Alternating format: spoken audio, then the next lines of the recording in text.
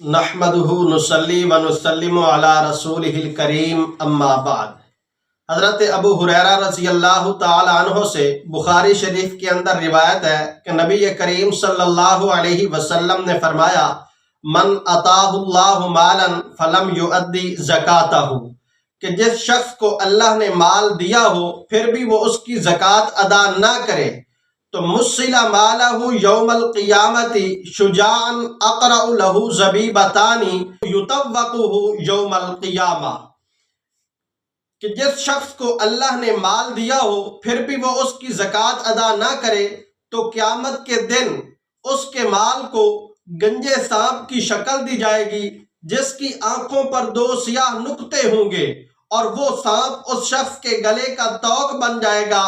ثم یأخذ بلحظمتیہ یعنی شدقیہ، پھر وہ سانپ اس کی دونوں بانچھوں کو پکڑ کر کہے گا، انا مالو کا انا کنزو کا، میں تیرا دنیا کے اندر جمع کیا ہوا مال اور خزانہ ہوں۔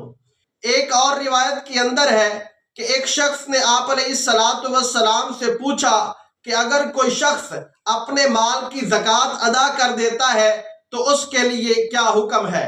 تو نبی کریم صلی اللہ علیہ وسلم نے فرمایا، من ادا زکوٰۃ مالہ فقد ذہب عنہ شرہ، کہ جو شخص اپنے مال کی زکوٰۃ ادا کر دیتا ہے اس کے مال کا شر جو ہے وہ ختم ہو جایا کرتا ہے۔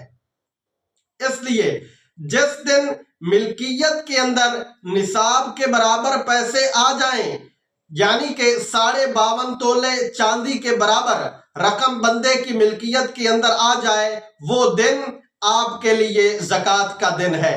اگر یاد نہ ہو تو پھر ہجری سال کی، اسلامی سال کی کوئی تاریخ مقرر کر لیں، ہر سال اسی تاریخ کو حساب کر لیا کریں۔ درمیان سال میں پیسے آتے جاتے رہتے ہیں، اس سے کوئی خاص فرق نہیں پڑا کرتا۔ مقررہ تاریخ کو آپ کی ملکیت میں جتنا مال موجود ہے اس مال پر زکوٰۃ واجب اور لازم ہوگی۔ مثلا ایک آدمی کے پاس 2 رمضان کو 3 لاکھ روپے آ گئے اور نصاب کی مقدار بھی یہی ہے، تو آئندہ سال 2 رمضان کو دیکھے کہ اس کے پاس کتنے پیسے موجود ہیں۔ 5 لاکھ ہے تو زکوٰۃ جو ہے وہ 5 لاکھ کے اندر واجب ہوگی، اور اگر 3 لاکھ ہے تو زکوٰۃ جو ہے وہ 3 لاکھ میں سے نکالنی ہوگی۔ یہاں یہ بات ذہن نشین فرما لے کہ کل مال کا 40واں حصہ 2.5% جو ہے وہ زکوٰۃ کی مد میں دینا لازم ہے۔ جی ہاں، زکوٰۃ کل مال کا 2.5% واجب ہوا کرتی ہے۔ زکوٰۃ کے چند اہم مسائل بھی آپ احباب ذہن میں رکھ لیں کہ زکوٰۃ جس کو دی جائے اسے مالک بنانا ضروری ہے، اگر بغیر مالک ہم اس کو نہیں بنائیں گے تو پھر ہماری جو زکوٰۃ ہے وہ ادا نہیں ہوگی۔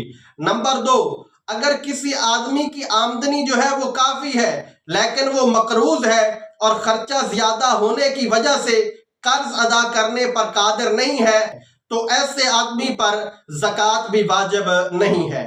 نمبر 3، جس شخص کی ماہانہ آمدنی معقول ہے لیکن سال بھر تک اس کے پاس نصاب کی مقدار جمع نہیں رہتی تو اس شخص پر بھی زکوٰۃ واجب نہیں ہے۔ نمبر 4، اگر کسی آدمی نے قرضہ دیا ہوا ہے اور ادھار کی رقم نصاب کے برابر ہے یا پھر اس سے بھی زیادہ ہے تو وہ رقم وصول ہونے کے بعد زکوٰۃ ادا کرنا لازم ہے۔ نمبر 5، باپ اور بیٹا مل کر پیسے کماتے ہیں اور پیسہ باپ کے قبضے میں ہے اور باپ ہی اس کے اندر تصرف کرتا ہے اور وہ رقم نصاب کے برابر ہے تو سال گزرنے کے بعد باپ پر زکوٰۃ ادا کرنا لازم ہوگا، بیٹے پر نہیں۔ کیوں؟ اس لیے کہ ان پیسوں کا مالک باپ ہے۔ ہاں، اگر وہ اپنا پیسہ آپس میں تقسیم کر دیتے ہیں تو پھر الگ الگ زکوٰۃ لازم اور واجب ہوگی۔